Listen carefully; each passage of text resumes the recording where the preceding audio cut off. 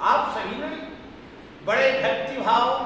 श्रद्धा के साथ, बड़े प्रेम के साथ 3 बार उच्चारण किया, हरि ओम तत्सत। हरि ओम तत्सत का तात्पर्य होता है वह पूर्ण ब्रह्म सत्य है। क्या होता है? वह है पूर्ण ब्रह्म सत्य है।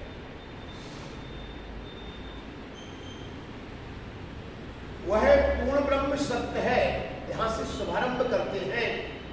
और यही सोपानों की शुरुआत शिवोम तीर्थ गुरुदेव जी हम आप सबके जीवन में शक्ति के रूप में प्रदान करें। आइए गाथास्मरणीय परम पूज्य स्वामी शिवोम तीर्थ जी के चरणारविंदों में कोटि नमन वंदन प्रणाम करते हुए इन सोपानों में प्रवेश करें। उसके पूर्व हरि ओम तत्सत की बात को आगे की ओर बढ़ाएं। स्वामी जी, परम पूज्य स्वामी शिवोम तीर्थ जी महाराज कहते हैं कि जो मनुष्य का जीवन है, यह जीवन अति संघर्ष है। और ऐसे संघर्षशील जीवन में यदि समग्र भूमंडल में, समग्र विश्व में हरेक आत्माधारी यह स्त्री पुरुषों के जीवन में यदि विशेष कोई बात है तो सर्वोपरि बात होती है कि हमारे लिए इस बात का चिंतन करना, मनन करना, विचार करना, बारंबार हर क्षण हर पल हर वक्त इस बात का चिंतन मनन करना चाहिए कि आखिरकार मैं कौन हूं, मैं कौन। यदि हम बारंबार इस बात को सोचेंगे मैं कौन हूं, तो हम अपनी आत्मा को पहचानने में चिंतन करें, मनन करें।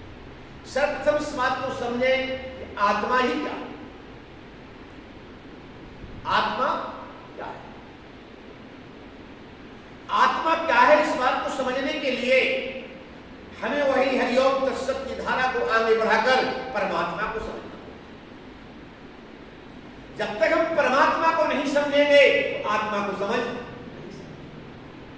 आइए आत्मा को समझने के लिए हम समझते हैं परमात्मा।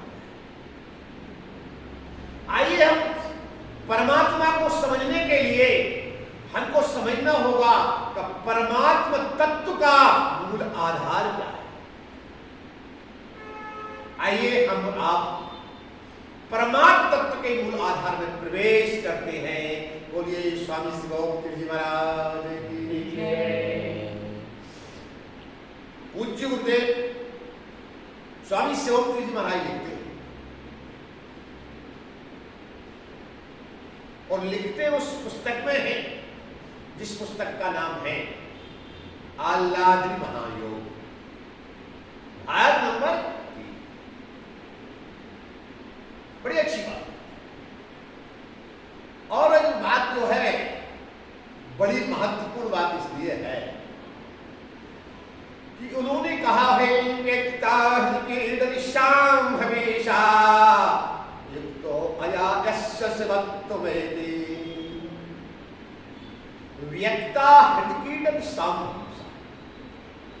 यानी जो परमात्मा की जो शक्ति है जब तक वो व्यक्त नहीं है, यानी कि परम चैतन्य शक्ति के रूप में है जिसका कोई आकार नहीं है, जो एक निराकार रूप में एक परम चैतन्य शक्ति के रूप में है, तब तक वह है ब्रह्म है, तब तक वह है ब्रह्म। वही ब्रह्म जब अव्यक्त शक्ति व्यक्त होने के रूप में प्रस्तुत होती है तो उसका नाम शिव है। और जब वह व्यक्त हो जाती है तो उसका नाम परमात्मा है। आइए इसको समझने के लिए विचार करिएगा। उदाहरण जैसे मान लीजिए हम आप आज इस रायपुरा महादेव घाट फत्तम विहार कॉलोनी स्वामी शिवोम तीर्थ आश्रम छत्तीसगढ़ में रहा है, और यहां पर अपन सब लोग जो बैठे हुए हैं, एक बड़ा बृहद है एक हाल है। इस हाल में जब हम किसी भी सामग्री एकत्रित एक साथ रख देंगे तो उसको स्वामी शिवोम तीर्थ जी महाराज एक साथ रखी हुई वस्तु को ब्रह्म कहते हैं, और उसको स्वरूप समष्टि का देते हैं। समष्टि का तात्पर्य होता है कि उस ब्रह्म की शक्ति अभी आगे बढ़कर परमात्मा के रूप में परिणित नहीं, मतलब वो सिमटी हुई है, एकत्रित है, एक है, बिल्कुल एक तत्व में वह जो व्यक्त,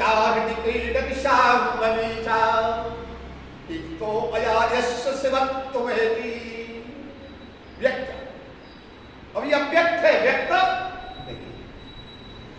ऐसी अव्यक्त शक्ति मान लीजिए यही पूरा विश्व भूमंडल है, मान लीजिए, मगर इस भूमंडल में उस शक्ति को बिल्कुल भी बिखेरा नहीं गया।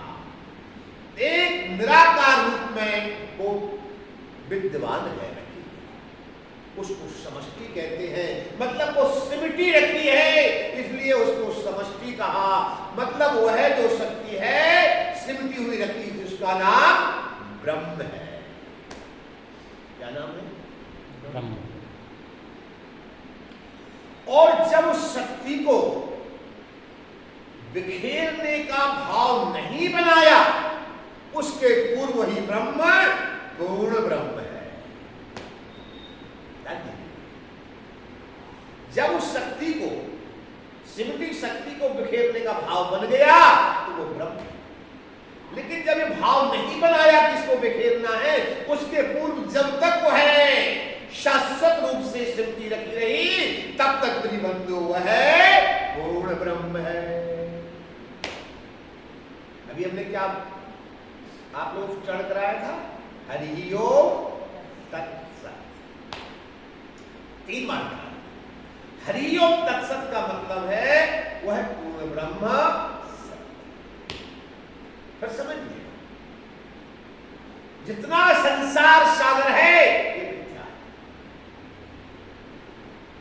ये बड़े दुख का विषय है कि आजकल संसार भौतिक सुखों में लिप्त होकर लोगों ने असत्य संसार को सत्य मान लिया, असत्य संसार को सत्य मान लिया, और सत्य पूर्ण ब्रह्म को असत्य मान लिया। असत्य संसार को सत्य मान लिया गया, और जो निर्मल परम पवित्र परम चैतन्य निराकार जो पूर्ण ब्रह्म सत्य है, उस पूर्ण ब्रह्म सत्य को लोगों ने असत्य बना दिया। ये है पुष्पधू की माया। मैं आपको बताने जा रहा हूं कि वह पूर्ण ब्रह्म जब तक बंधु शाश्वत होता है, परम सत्य होता है, तब तक वह बहुत लंबे समय तक, समझने के लिए शास्त्रों में लिखा कि जब युगों का अंतकाल होता है और तब वह शक्ति पूर्ण ब्रह्म परम चैतन्य शक्ति समग्र विश्व भूमंडल को अपनी योग माया के माध्यम से जब अपने अंदर समाहित कर, ध्यान दीजिए, बड़ा विचारणीय विषय, तो वह शक्ति भी निराकार, जिसका कोई आकार। अब आप सोच सकते हैं कि निराकार, हाँ निराकार, बगैर निराकार में कुछ नहीं हो सकता। आज के आप बुद्धिमान सभी श्रोता पधारे, नारायण जी, सीताराम जी, दुर्गा देवी, सब लोग पधारे। अब आप जब आए तो ध्यान दीजिए, एक वाहन से, जब वाहन से आए तो वाहन भी दिख रहा है, और वाहन चल रहा है, वो चके भी चलते आए और टायर भी दिखा, और टायर खोलने पर ट्यूब दिखता है, लेकिन ट्यूब के अंदर रहने वाली वो हवा दिखाई नहीं। इसका आशय है कि वो हवा जो थी और है अभी आपकी गाड़ी के अंदर, वो हवा की हवा कभी किसी को दिखाई देती है? नहीं देती है। हवा तो एक निराकार है, मगर वह निराकार तत्व यदि आपकी गाड़ी में नहीं होता तो आप अपने स्थान से इस गंतव्य स्थान तक पहुंच। बस समझने का विषय है, हम आप सबको चिंतन करने का विषय है, बारंबार मनन करने का विषय है कि इसी तरह हवा के समान है निराकार पूर्ण ब्रह्म जब समग्र विश्व भूमंडल के लिए अपने उस निराकार शक्ति में, परम चैतन्य शक्ति में पूर्ण ब्रह्म जब अपने अंदर समाहित कर लेता है, और जब तक बहुत लंबे समय तक समाहित किए विद्यमान रहता है जल के अंदर, उस समय तक पूर्ण ब्रह्म, उस समय तक, और तब उसी जल के अंदर निराकार रूप में रहते रहते रहते रहते रहते बहुत लंबा समय निकल जाता है। सहस्त्राणी, अनेकानेक सहस्त्र वर्ष निकल जाते हैं। कई सहस्त्र वर्ष निकलने के बाद उस निराकार पूर्ण ब्रह्म के अंतर मन में भाव उठता है, ये को हम बहुश्यामा। उस निराकार पूर्ण ब्रह्म के मन में एक इच्छा उत्पन्न होती है, इच्छा उत्पन्न होती है कि मुझे एक से अनेक बनना है, एक से अनेक। बस एक से अनेक बनने की इच्छा होती ही वह पूर्ण ब्रह्म साक्षात ब्रह्म बन गया। पूर्ण ब्रह्म था, पूर्ण ब्रह्म है, लेकिन वही पूर्ण ब्रह्म के मन में इच्छा भाव उत्पन्न होते हैं। वह ब्रह्म, आइए स्वामी शिवोत्तीर्थ जी महाराज आह्लादनी भक्ति महायोग भाग नंबर 33 में लिख देते हैं, साफ व्यक्त कर देते हैं हमको। स्वामी जी लिखते हैं, परम पूज्य गुरुदेव स्वामी शिवोत्तीर्थ जी महाराज लिखते हैं कि वह ब्रह्म, वह ब्रह्म समष्टि के रूप में, इकट्ठे रूप में परमात्मा है, लेकिन वही ब्रह्म व्यष्टि के रूप में, बिखरे रूप में जब उस ब्रह्म का विस्तार शुरू हुआ, इच्छा हुई एक से अनेक बनना, एक से अनेक बनने के लिए जब उसका विस्तार शुरू हुआ तो इकट्ठे के रूप में वही ब्रह्म परमात्मा है, और बिखरे के रूप में वही ब्रह्म हम आप सभी की आत्मा है। संभवतः आप सभी लोग इस बात को समझने होंगे कि आत्मा क्या है। क्यों दुर्गा, बताइए आत्मा क्या है?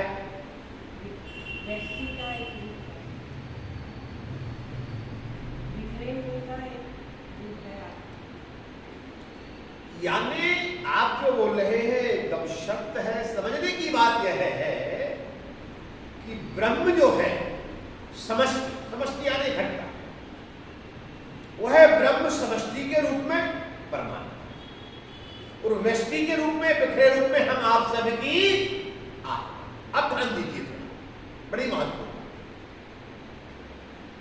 यानी परमात्मा का अंश ही आत्मा, परमात्मा का अंश ही हम आप सभी की। इसका मतलब ये हुआ कि हम उस परमात्मा से विलग दूर नहीं, हम परमात्मा के अंश हैं और परमात्मा के अंश होने के कारण हम आप सबके अंदर विद्यमान आत्मा उस परमात्मा से ही सर्वोपरि श्रेष्ठ उत्तम संबंध रखती है, जहां पर कि इस आत्मा को परमात्मा से मिलकर ही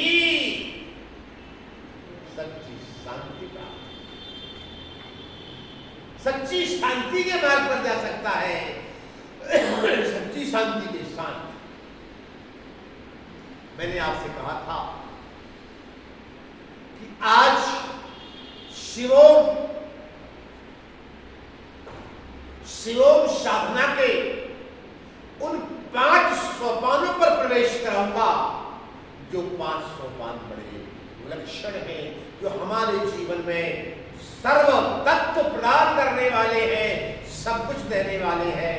अभी आप भूमिका चल रही थी, इस भूमिका में उसमें से प्रवेश कर रहे हैं। ध्यान देना,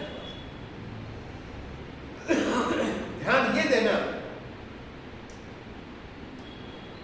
कि इस भूमंडल में, इस समग्र विश्व में ऐसा कोई भी आत्मा,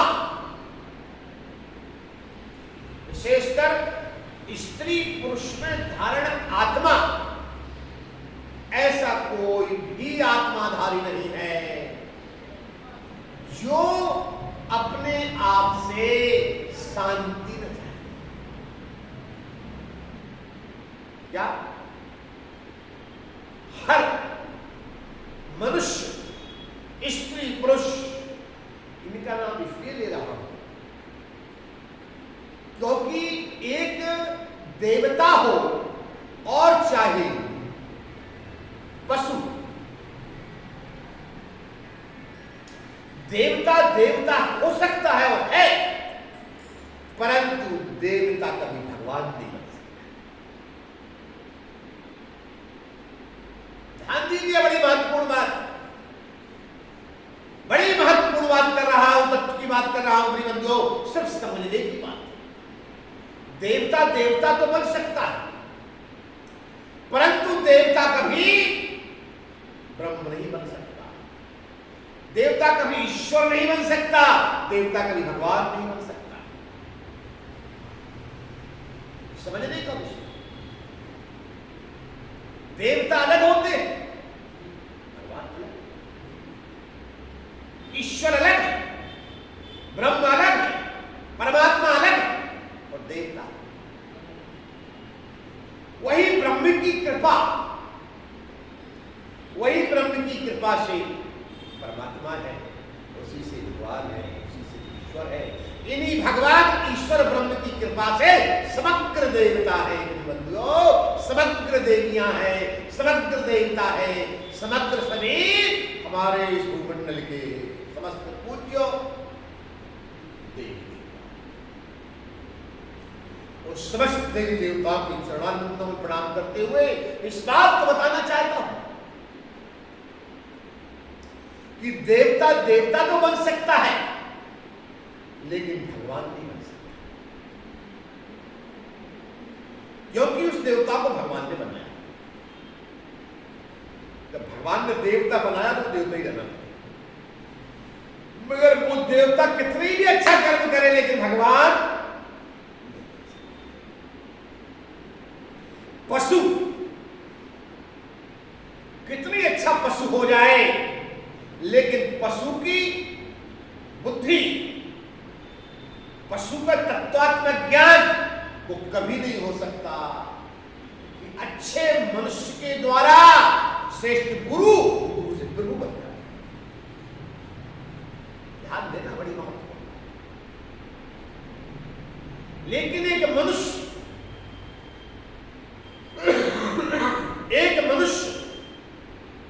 यदि चाहे,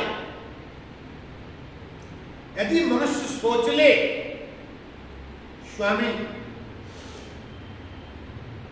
विष्णुदेव तीर्थ गुरुदेव ने विष्णु तीर्थ दर्शन में कहा कि मनुष्य जो सोच ले वो कर सकता है। गुरुदेव कहते हैं कि मनुष्य चाहे तो श्रेष्ठ गुरु क्या, गुरु से प्रभु भी बन सकता है, गुरु से प्रभु बन सकता है। एक बात बताइए, जब कोई व्यक्ति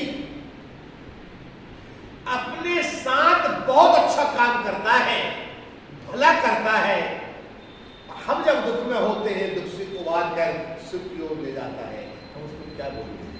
अरे भैया बोलते नहीं। जब कोई दीन दुखी परेशान व्यक्ति के जीवन में उस दुख से निकालने वाला कोई, उसका भला करने वाला कोई, उसका प्रयास करने वाला, अच्छा करने वाला व्यक्ति जब उसके जीवन में मिलता है तो हम बोलते हैं भैया आप तो हमारे भगवान। हम जब बीमार पड़ते हैं, जब डॉक्टर हमको बचाता है तो कष्ट के समय कहते हैं डॉक्टर साहब आप ही हमारे भगवान हैं। एक चर्चाएं समझ में, भगवान कोई,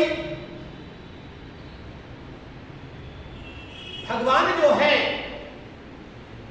अपने कर्म से ही बन सकता है।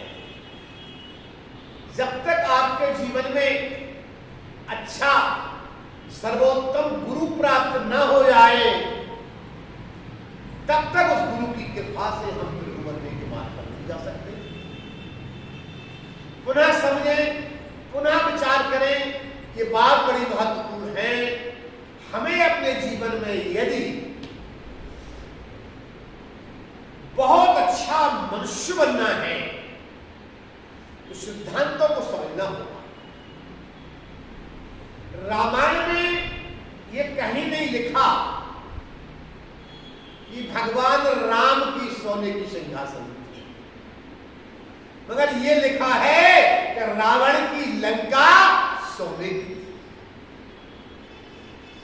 मैंने नहीं पढ़ा, मैंने भगवान राम की अयोध्या को सोने का नहीं पढ़ा, सिंहासन को कहीं नहीं पढ़ा। कि किसी ने पढ़ लिया हो बताएंगे तो मैं मान लूंगा, लेकिन जहां तक मेरी जानकारी में है कि भगवान राम सोने की अयोध्या में नहीं रहते थे, सोने की सिंहासन पर नहीं बैठते थे, लेकिन भगवान शिव का पूजन करते। ध्यान दीजिए मैं क्या कहना चाहता हूं। भगवान राम शिव जी का पूजन करते। अरे प्रातःकाले उठ के रघुनाथा, मात पिता गुरु ना वही माता। क्या भगवान राम जो है सोने की सिंहासन पर तो नहीं बैठते थे, पर प्रातःकाले उठ के रघुनाथा, मात पिता गुरु ना वही माता। प्रातःकाल उठकर अपने माता पिता गुरुदेव के चरणारविंदों में जरूर साष्टांग प्रणाम किया और सोने के सिंहासन पर नहीं बैठते थे, लेकिन भगवान शिव की पूजा करते थे। लेकिन जो सोने की लंका में रहता था वो शिव की पूजा तो करता था, लेकिन शिव को मुट्ठी में भी रखता था। आप लोगों ने रामायण पढ़ा सुना होगा, नहीं तो निश्चित पढ़िए सुनिए कि उसके कांध में, उसके हाथ में, मुट्ठी में देवता नवग्रह रहे थे। दशदिक्पाल पंचलोकपाल सप्तद्वीपादि सभी देवता उस रावण सेवा। मैं जो कहना चाह रहा हूं मूल बात, मेरे सिद्धांतों की बात को समझना कि एक मनुष्य भी चाहे बहुत अच्छे कर्म करता है तो माता पिता गुरुजी की सेवा करते हुए और प्रभु की सेवा करते हुए एक इंसान राम भगवान बन जाता है। वैसे राम और रावण एक ही राशि, राम भी और रावण भी रा राशि आते हैं, बंधु एक ही राशि है, दोनों तुला राशि हो गए। कहना यह चाहता कि भगवान राम एक मनुष्य थे, मगर उत्तमोत्तम मनुष्य के माध्यम से उन्होंने अपने आप को गुरु कृपा से प्रभु बना दिया, गुरु कृपा से प्रभु बना दिया। इसी का प्रत्यक्ष उदाहरण जिन गुरुदेव की कथा शक्तिपात एवं परम चैतन्य शक्ति की जो कथा मैं आपको सुना रहा हूं, ऐसे गुरुदेव का भी प्रत्यक्ष उदाहरण है। हम आप सभी के सामने जिन गुरुदेव स्वामी शिवोम तीर्थ की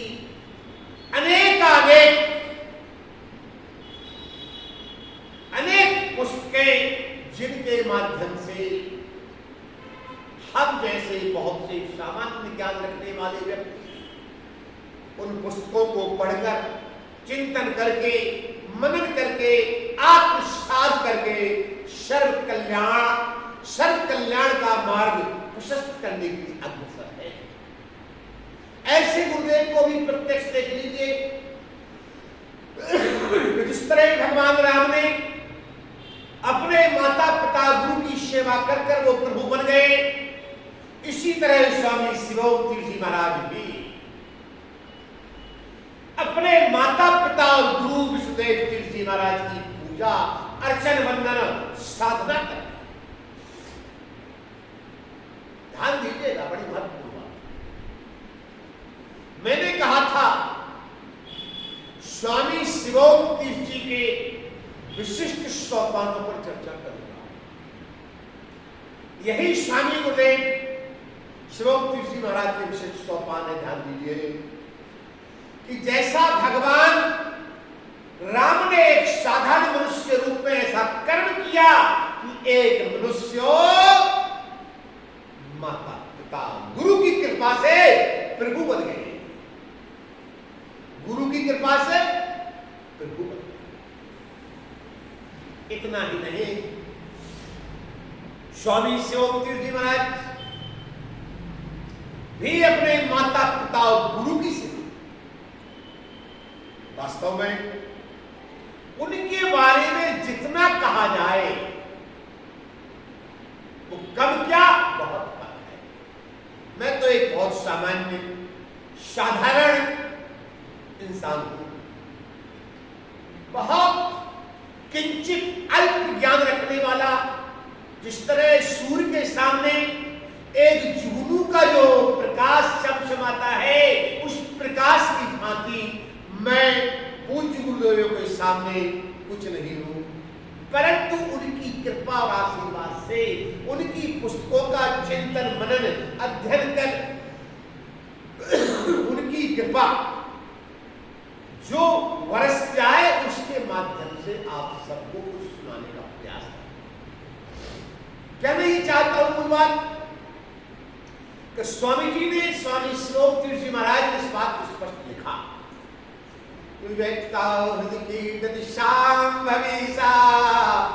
युक्तो अयायस्य शिवत्वमेति।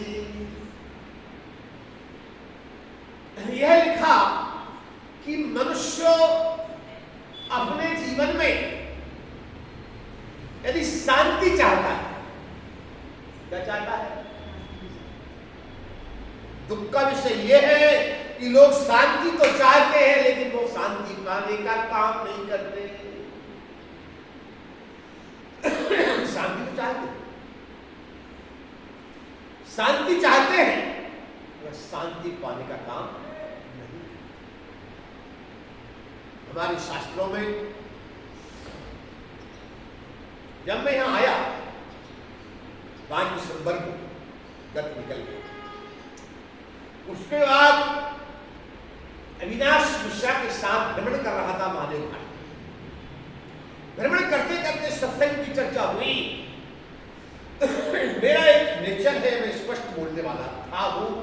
शायद रहूंगा,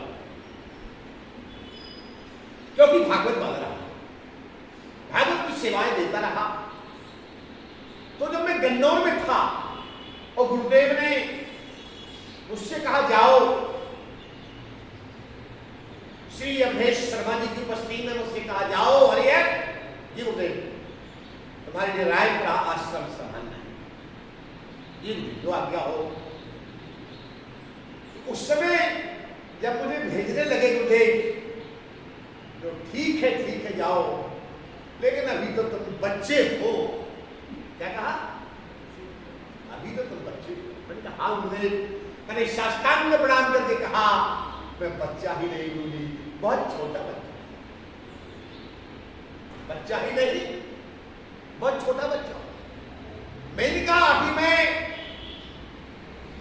1 वर्ष का भी पूरा नहीं हुआ हूं, 1 वर्ष का होने में भी मुझे कुछ समय है, क्योंकि मेरी संन्यास दीक्षा 2 जून को, 4 जून में रायसेन में परमपूज्य प्रातस्मरणीय स्वामी शिवोम तीर्थ जी महाराज जी का शताब्दी समारोह, और 4 जून आई थी। जब 2 जून को संन्यास दीक्षा हुई है, 2 जून जब आ जाएगी तब मैं 1 वर्ष होगा। ऐसा सिद्धांत है शास्त्री, ये भागवतों में लोगों सुनाता। तो यही बात मैंने अविनाश जी से घूमते हुए और कह दिया भैया कि गुरुजी कह रहे तो मैं तो अभी बच्चा हूं। वो बोले नहीं स्वामी जी ये आप लोगों की बातें आपके बीच में रखा कर। हमने कहा जब हम बच्चा ही हैं तो हमें बीच में रखने की और ना रखने की क्या चिंता। फिर मैंने उनके लिए जो जो सुनाया समझाया वो विस्तृत अपनी जगह है, फिर भी कुछ आपको बताया। एक गांव में भगवान की कथाओं का सत्संग हुआ करता, तो वहां पर एक भागवत के विद्वान व्यक्ति आए और जब गांव में प्रवेश करने लगे तो उसके पहले उनके लिए मुक्ति धाम दिख गया। तो मुक्ति धाम में कुछ पत्थर लगे थे, पत्थर के ऊपर नाम लिखा था, फला फला नाम और फला फला तुम। कांति लाल जी 3.5 साल, भूरे मल्ली 2 साल, दुर्गा बाई 1 साल, सुधा जी 3 साल। इस तरह वह पत्थर लगे हुए थे उस मुक्ति धाम को, सबके नाम लिखे थे। तो वो भागवत करने वाले विद्वान आगे बढ़ते समय जब नजर पड़ी तो रुक गए, और जो लोग उन्हें आए उनसे कहा भैया क्या कहीं आपके यहाँ ये उम्र लिखी है कि हाँ, तो कि आपके यहाँ के गांव का एक प्रताप है कि यहाँ पहुंचने के बाद में इतनी उम्र जीते हैं लोग, बाकी मर जाते हैं। नहीं माना, ऐसी कोई बात नहीं, इसका राज हम बताएंगे। कहीं नहीं हम आपके गांव नहीं जाते। भागवत वाले वो पंडित जी पीछे पांव लौटने लगे कि भैया ऐसे गांव में जाएंगे तो हमारी उम्र भी गोविंदाय। इतने में क्या हुआ, बुद्धिमान लोग थे, वो बोले महाराज जी चलिए हमारे ग्राम के अनुभवी लोग जो हैं बुजुर्ग, वो आपको इसका पूरा रहस्य बता देंगे, और जो आप सोच रहे हैं ऐसा कुछ नहीं है, चलिए चलिए मैं बैठ के चर्चा करें। बैठे, पहुंचने के बाद बैठकर सत्संग हुआ, चर्चा हुई। तो वहां के अनुभवी लोगों ने, अनुभवी लोग, अच्छा अनुभवी लोगों की बात बड़ी श्रेष्ठ होती है। अपन सबके बीच में अनुभव में दादाजी और दोस्त हो गए, उनके बाद नंबर सुधा जी का,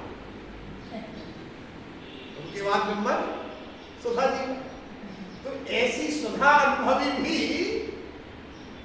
इतनी बिजी रहती है भक्ति में कि यहां भी कम टाइम दे पाती है? अरे सुधा जी आपका नाम ही सुधा है, अधिक समय देने का प्रयास है। देखो सीताराम जी को बेचारे अपने आवश्यक कामों को छोड़कर और यहां समय दे रहे हैं। कोई आवश्यक काम था, देखो देवनारायण जी को कहीं जाना था, ड्यूटी थी, मगर इन लोगों ने अपने जीवन में इस बात का संकल्प किया कि आज मनुष्य के जीवन में जीवन वही महत्वपूर्ण है, वही जीवन जीना है जो सत्संग में हो, जो प्रभु के समीपस्थ हो, जो प्रभु कृपा से भरा हो। इसलिए देवनारायण जी, सीताराम जी, सुधा जी ने समय दिया। अब दुर्गा की क्या कहना, ये तो 24 घंटा समय देती, सेवा ही करनी है। और जितने भी आप भक्त लोग विराजमान हैं, सभी भक्तों की विशेषता है कि आप लोग इस बात का ध्यान दीजिए कि आखिरकार वहां पर जो उम्र लिखी थी और जो अनुभवी लोगों ने बताया वो क्या होगा। मैं आपको बताऊं, एक बात ध्यान रखना, जो अधिक से अधिक सत्संग करें, जो अधिक से अधिक यहाँ के व्यवस्थापक, संस्थापक या संस्थापकों के भी जो गुरु के गुरु महागुरु विष्णुदेव तीर्थ जी, स्वामी शिवानंद जी महाराज हैं, जिनकी कृपा को पाने में संलग्न रहा है, उसके जीवन का व्यापार है। क्यों? अभी मैंने क्या बताया, भगवान राम भी तब प्रभु बने, तब उन्होंने माता पिता गुरु का आशीर्वाद, और शिव जी की पूजा। रावण सोने की लंका में रहता था और शिव जी को मुट्ठी में रखता। भगवान को मुट्ठी में रखने वाले कभी मनुष्य से गुरु या प्रभु नहीं बन सकते। जो माता पिता गुरुजनों की सेवा में समर्पित हो जाता है, जिसका जीवन समर्पण भाव में, आत्मसमर्पणता में लग जाता है, वह एक मनुष्य राम भगवान बन जाता है।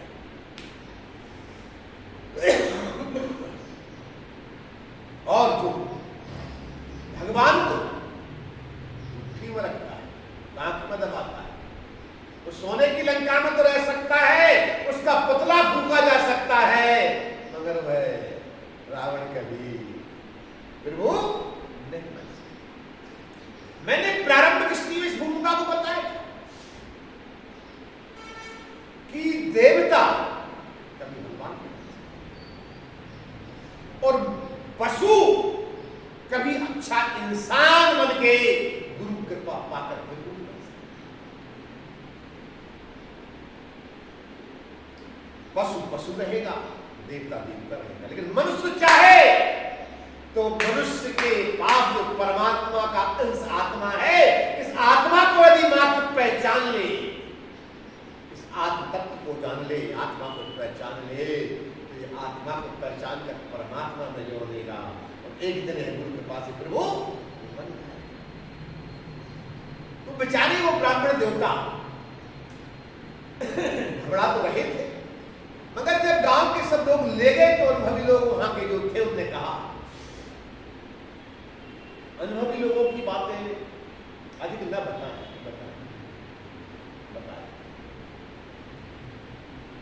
क्या है, कुछ लोग तो ऐसा आनंद लेते हैं कथाओं में कि परमानंद में पहुंच जाते हैं। जैसे अपने यहाँ एक श्रोता है, अनेक श्रोताओं में कई श्रोता, देखो गहरी नींद का आनंद ले रहे हैं, तो गहरी नींद का आनंद परमात्मा की गोद कहलाती है। परमात्मा की कोई बात, परमात्मा की गोद कहलाती है। तो परमात्मा की गोद में जब कुछ चला जाता है तो फिर बाहर नहीं आना चाहता, फिर आप लोग नहीं जाना, नहीं अकेले बोलते रहेंगे। कहने का मेरा तात्पर्य है, कहने का मेरा आशय है, तो जो पुराने लोग होते हैं उनको अनुभव होता है, और गुरुजनों की, महापुरुषों की, बड़ों के सत्संग से ज्ञान है। पुराने जमाने में क्या होता था, बहुत सी शादियां होती थी, तो कुछ न कुछ शर्तों पर होती थी, तो उस जमाने में एक शादी हुई, आगे बारात में बारात लेने कह दिया था, कुछ बुजुर्ग नहीं आए, सियाना व्यक्ति यहां, परंतु अब दूल्हा के पिताजी सियाने थे, बोले ये मैं तो चलूंगा, आप बारात नहीं लेंगे तो छिपा रहूंगा, जन्माशय में छिप जाऊंगा, बाहर नहीं आऊंगा, लेकिन चलूंगा। आ गए बारात ली, बारात लेने को आगे बढ़े तो उन्होंने शर्त रख दी कि हमारी शर्त है कि हमारे गांव की नदी के लिए आप दूध से भर दीजिए, हम बारात लेंगे। लड़की की आप नहीं करते। अब वो मैंने लड़के सब दूल्हा ने सब बोले, यदि हमने आपके गांव की नदी को दूध से नहीं भरा तो यथातम जैसे आए वैसे वापस चले जाओ, कोई बेटी की शादी नहीं करेगी। इतने में वो समस्त दूल्हा के साथी जन्माशय लौट आए। पिताजी छिपे वहां बैठे थे जन्माशय में। पिताजी चलो उजागर हो जाओ, चलेंगे। कहाँ घर की बहू नहीं, ना वो बारात ले रहे और ना लड़की दे गए। तुरंत अनुभवी बुजुर्ग दूल्हा के पिताजी बोले, जाओ उनको जाकर बोल देना अपने गांव की नदी को पानी से खाली कर दे, हमारा दूध तैयार है। सब नौजवानों आके लड़की वालों पे जब बोला तो लड़की वाले कहने लगे, हो ना हो आपकी इस बारात में कोई अनुभवी बुजुर्ग जरूर आया है। क्यों? कि ये बुद्धि तुम बच्चों की नहीं चलती, ये अनुभवी की चलती है। वही अच्छे बुद्धिमान व्यक्ति की बुद्धि ऐसी प्रखर चलती है जो माता पिता गुरुजनों की सेवा करते हुए और सदा शिवाराधन में, भगवत आराधन में लगा। इसी तरह यह भागवत करने वाले पंडित जी जो वापस हो रहे थे, इनको समझा बुझाकर जब गांव ले गए तो वहां के बुजुर्गों ने समझाया। बुजुर्ग कहने लगे, हमारे गांव की परंपरा है कि जब तक जो मनुष्य स्त्री पुरुष सांसारिक भोगों में या गलत कामों में लगा रहेगा तब तक उसकी उम्र हम लोग नहीं लिखते, उसको बगैर उम्र का मानते, उसका जन्म ही नहीं मानते। गांव के अनुभवी लोग कहने लगे, जिस दिन से हमारे गांव का कोई भी पुरुष स्त्री बालक बूढ़ा कोई भी क्यों ना हो, जिस दिन से आत्म कल्याण के मार्ग में आगे बढ़ता है, माता पिता की सेवा करते हुए गुरु सेवा से गुरु को प्राप्त कर लेता है, उस दिन से उसकी उम्र हम लोग मानते हैं, जन्म से नहीं मानते। हमारे गांव की परंपरा है, इसलिए आपने हमारे मुक्ति धाम में जो देखा उसको ठीक देखा। कोई 2 साल, कोई 5 साल, कोई 12 साल, कोई अधिकतम 18, इससे अधिक कोई उम्र नहीं मिली। क्योंकि अच्छे काम में जिन लोगों का जितना जीवन गया वही उम्र वहां लिखी गई, गलत काम की उम्र नहीं लिखी जाती। संसार के भौतिक सुखों में लिप्त होकर वो भगवान को भुला देने वाली उम्र वहां अंकित नहीं।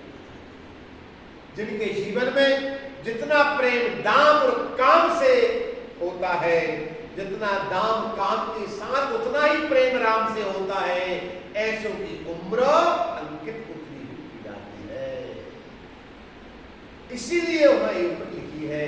भागवत वाले पंडित जी को ज्ञान, फिर उन्होंने भागवत दी। भागवत कहने का मेरा तात्पर्य यह है कि मनुष्य के जीवन में यदि मुझसे भी गुरुदेव ने कहा कि बेटा जाओ रायपुर जाओ, अभी तो तुम बच्चे हो, तो मुझको तो लगता है कि अभी भी मैं बहुत छोटा सा बच्चा हूं, मुझे लगता है, क्योंकि मैं भागवत वाला हूं। तो गुरुदेव ने सारा भी कर दिया, तो मैं समझ गया कि जब तक मैं गृहस्थाश्रम में रहा, गृहस्थाश्रम में रहा तब तक मेरा कोई जन्म ही नहीं था। और जिस समय भाई सप्रेल लक्ष्य तृतीया ब्रह्मोदरादे काल की बेटा भाई और रायसेन स्थित भोपाल समीपस्थ रायसेन स्थित परम पूज्य गुरुदेव प्रातः स्मरणीय निरंतर जी के निरंतर जी महाराज की कृपा से जब मैंने ब्रह्म मुहूर्त की वेला में शक्तिपात दीक्षा को प्राप्त किया, उस समय मैंने अनुभव किया कि मैं आनंद के समुद्र में अवगाहन कर, उस समय से ही मैंने अपने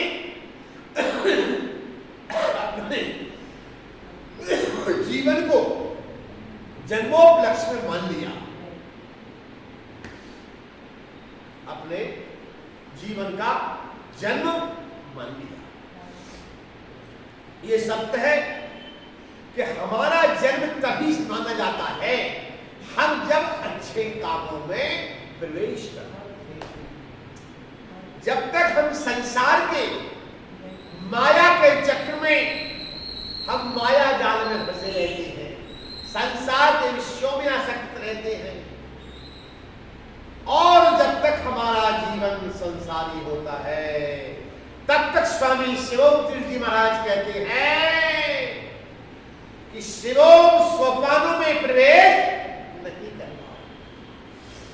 मैंने आपको बताया था कि आज के सत्संग में साधना के स्वामी शिवोम साधना के सूत्र जिसमें पहला सूत्र था, जिस पर प्रवचन अभी चल रहा है कि जीवन में साधना के माध्यम से यदि कुछ प्राप्त किया जाता है तो वो है शांति। समग्र विश्व की सबसे बड़ी दौलत है, इससे बड़ी कोई दौलत नहीं होती। ध्यान देना बोले, ये सामान्य बात नहीं, बड़ी महत्वपूर्ण। ये हमारे जीवन की वो उपलब्धियां हैं जिन उपलब्धियों को पाने के लिए हमारे परम पूज्य प्रातः स्वर्णीय परमहंस परंपरा के संतों ने, चाहे स्वामी गंगाधर तीर्थ जी महाराज हो, चाहे स्वामी नारायण देव तीर्थ जी महाराज हो, चाहे स्वामी ज्ञान विज्ञान तीर्थ जी महाराज हो, चाहे स्वामी विष्णुदेव तीर्थ जी महाराज हो, चाहे स्वामी परम पूज्य शिवोम तीर्थ जी महाराज हो, बंधुओं, इन महापुरुषों ने, इन परमहंसों ने बंधुओं अपने जीवन को काट दिया।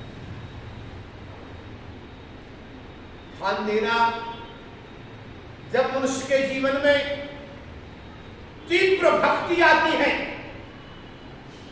तब मनुष्य के जीवन में तीव्र भक्ति प्रवेश करती है तो एक ही जन्म में कल्याण हो जाता है। और जब शनै शनै भक्ति चलती है, सकाम भक्ति चलती है, निष्काम भक्ति का अभाव होता है तो अनेक बार जन्म लेना पड़ता है और साधना के सोपानों को सतत चलना पड़ता है, तब कहीं हम जाकर बंधुओं ऐसे परमहंस महापुरुषों की कृपा पात्र बन पाते। ध्यान से समझने की बात है, शांति शिवो सोपान साधना का सर्वप्रथम सूत्र है शांति। शांति को यदि हम समझें तो शांति को ही कहते हैं आनंद। जैसे मैंने अभी कहा, क्या कहा मैंने कहा कि जिस 22 अप्रैल में मैंने ब्रह्म मुहूर्त में गुरुदेव से शक्तिपात दीक्षा को प्राप्त किया था तो मैं आनंद के समुद्र में होता लगा। कैसे? जब तक आपके जीवन में सच्चे मनुष्य संसार से वृत्ति नहीं होगी, जब तक संसार सागर से वृत्ति नहीं होगी और जब तक आपके जीवन में गुरु चरणों में अनुरक्ति नहीं होगी, तब तक आप शक्तिपात दीक्षा प्राप्ति के अधिकारी नहीं हो पाएंगे। रहस्य सकेत रवि रजनी था, अंधकार जहां है वो प्रकाश नहीं रह सकता, जहां प्रकाश और अंधकार नहीं रह। उनके जीवन में कभी शांति नहीं आ सकती जो अपनी आत्मा को पहचान नहीं। मैंने प्रवचन की शुभारंभ की भूमिका में इस बात को स्पष्ट कर दिया था कि इकट्ठी शक्ति के रूप में वह ब्रह्म परमात्मा है और बिखरी शक्ति के रूप में हम आप सबकी आत्मा है। और उस बात को यूं स्पष्ट कर किया है कि आत्मा का संबंध सच्चा परमात्मा से है, ना कि संसार के भौतिक सूत्रों से, संसार के विषयों से। पता जब तक जीवन में हमारी संसार सागर से विरक्ति नहीं होगी, संसार के विषयों से, संसार की भौतिकता से, संसार की यश कीर्ति धन वैभव से विरक्ति, स्पष्ट समझाने जा रहा हूं। मैं भी 5 सूत्रों में आपको चिंता नहीं करना। ना सीताराम जी देवनारायण जी सोचेंगे कि भाई जब इन सबसे अभी हम विरक्ति कर लेंगे तो कैसे घर गृहस्थी चलाएंगे, कैसे जीवन चलेगा। आइए मैं बता रहा हूं आपको, विरक्ति का ही मतलब नहीं है कि आप बगैर कर्तव्य पालन पूर्ण किए और उन सब कुछ छोड़। हमारे शास्त्र में स्पष्ट कहा है तो पहली बात है कर्तव्यों का पालन, और दूसरी बात है नैतिक जीवन जीने का आचरण, और तीसरी बात है लोक कल्याण, चौथी बात है आत्मा। आइए हमारे जीवन में जो शिवोम सोपान है उसमें पहला सोपान है शांति। शांति को ही कहते हैं आनंद। इसका मतलब यह है कि मनुष्य के जीवन में कुछ भी हो मगर अपनी शांति को नहीं छोड़ना।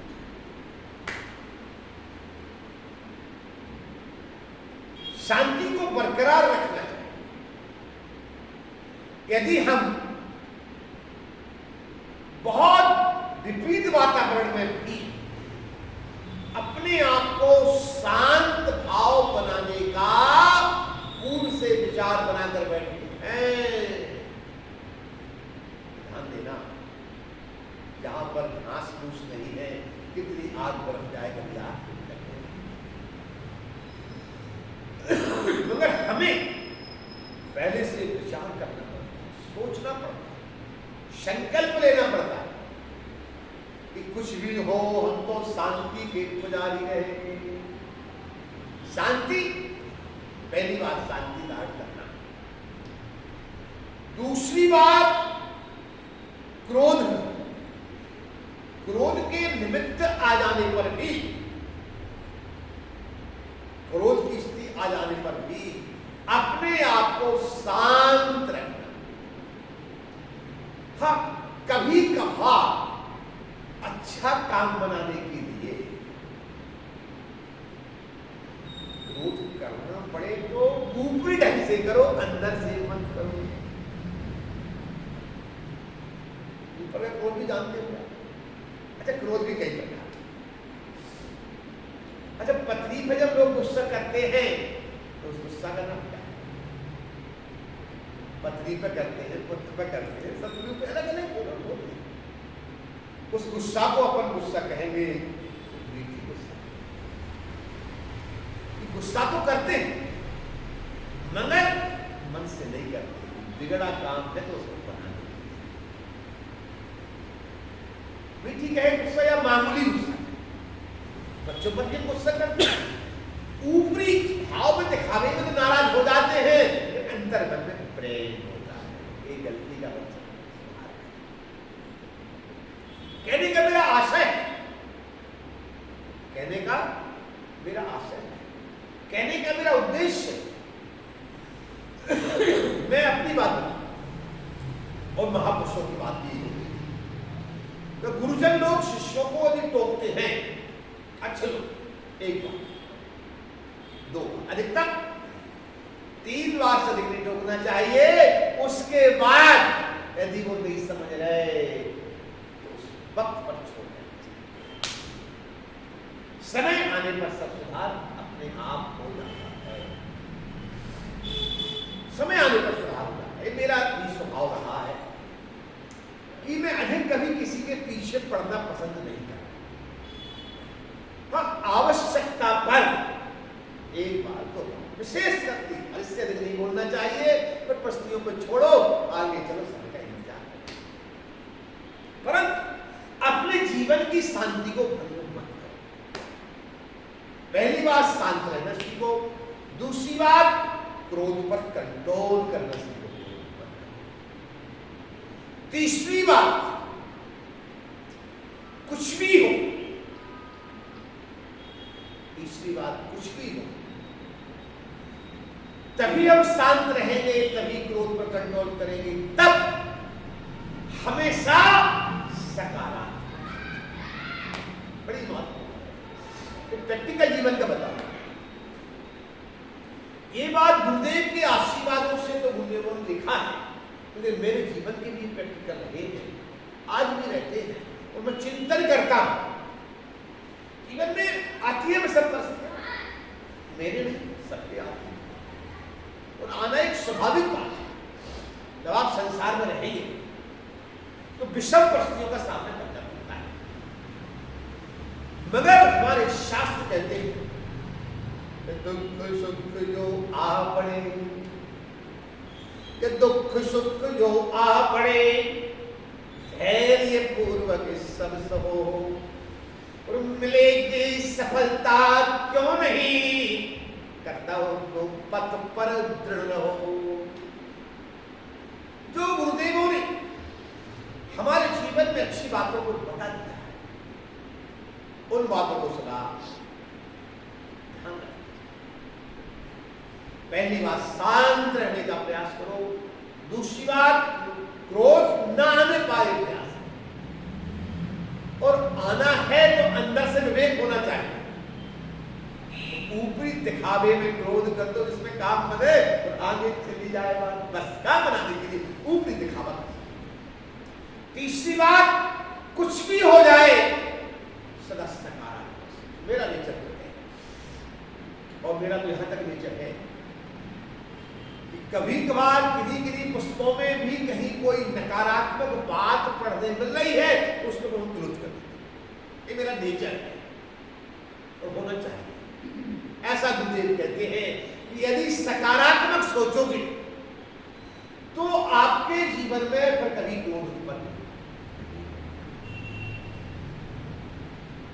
अच्छी सोच, अच्छे विचारों से, सकारात्मक सोच से शांति भी रहेगी, क्रोध भी रहेगी। चौथी बात, मनुष्य को अपने जीवन में धन उतना संग्रह करना चाहिए जितनी आवश्यक।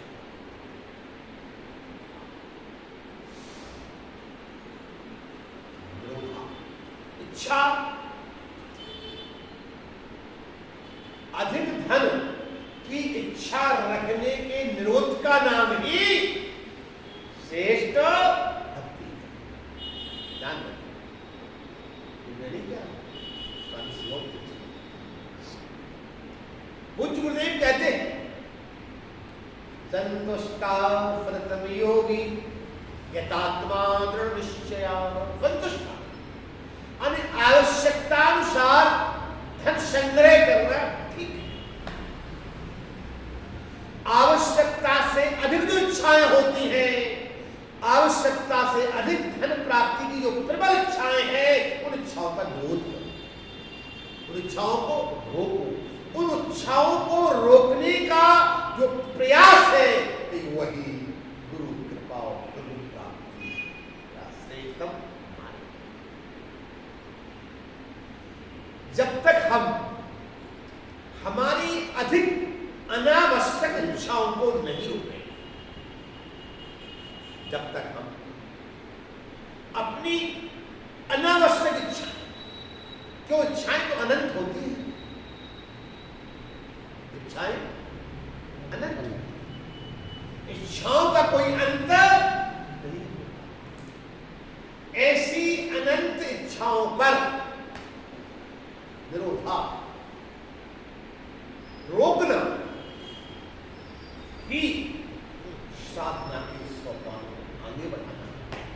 जीवन में शांति पाना, शांति का पर्यायवाची आनंद में डूबना कब होगा? तब हम शांति का भाव बनाएंगे, जब हम क्रोध नहीं करेंगे, हम जब सकारात्मक सोचेंगे, हम जब आवश्यकता अनुसार धन संग्रह पर ध्यान देंगे कि हमारे कर्तव्यों का पालन होता चले, हम भूखे न रहे, अतिथि भूखा, हम अपने जीवन में विधिवत कर्तव्यों का पालन कर सकें। इस मामले में सीताराम भाई नारायण जी से बात करके मुझे अच्छा लगा। मैं इनसे कुछ चर्चा कर रहा था। हाँ, मेरी थोड़ी सी रुचि रहती है समाचार आदि में, क्या चल रहा है, थोड़ा सा मोदी जी वगैरह से या राजनीतिक गतिविधियों में थोड़ा एक लगाव रहता है मेरा कि क्या गतिविधि चल रही है। और एक मोदी जो शून्य से शिखर पर पहुंच गया अपने कर्म के माध्यम से, ऐसे व्यक्ति का सुरुतु को उसका प्रसार कैसा जागृत हो रहा है। तो मैंने एक दिन सीताराम भाई से कहा, भाई क्या हाल चाल है, सुनाओ, क्षमा करना, हम इन चीजों में नहीं पढ़ते। अच्छा लगा ये शिक्षा मेरे को सीताराम से भी अच्छा लगा कि मुझे भी इन चीजों में कम पढ़ना चाहिए। अच्छा लगा। अब थोड़ी सी रुचि है क्योंकि भागवत वाला रहा, अच्छा वो लोग जुड़े रहे और हर तरह की चर्चाएं सत्संग चलता रहता था, तो उस बीच में सब में रुचि हो गई। लेकिन अब मैं क्रमशः कम कर रहा हूं। आप जैसे गुरु भक्त सत्संग प्रिय लोगों से जुड़कर और आपके अंतर मन के अच्छे भावों को जानकर मेरा एक स्वभाव है, मैं इस बात पर विचार नहीं करता कौन छोटा कौन नहीं करता, मेरा नेचर। मगर इस बात पर विचार करता हूं तो किसके मुख से कब क्या अच्छी बात निकल रही है, किसके मुख से किसके द्वारा कौन सी महत्वपूर्ण बात है, उस पर मैं जोर देता हूं। किसी की मैं किसी पर ध्यान नहीं देता का कौन। अब तो मैं संत बन गया। जब मैं भागवत व्यास गद्दी पर बैठता था तो सबसे पहले जो मैं आज प्रसंग सुना रहा हूं कि इकट्ठे के रूप में परमात्मा और बिखरे के रूप में सबकी आत्मा, तो मैं उस सबके हृदय में बैठी आत्मा को प्रणाम करके व्यास गद्दी पर बैठा। आज भी वही है मेरी, सबके अंतर मन में विराजमान है चेतन आत्मा जो है, उसको मैं आज भी नमन करता हूं और सभी को करना चाहिए। समदर्शी समत्व भाव रखना चाहिए। ईर्ष्या राग द्वेष से परे इंसान कभी हो सकता है, क्योंकि इस शास्त्र में कहा है कि क्षमा मांगने से बढ़कर क्षमा करना बहुत बड़ी बात है। समद्धम मदौराजिवम साधवो देवत्सरा, शास्त्र कहते हैं क्षमा मांगने से बढ़कर क्षमा करना।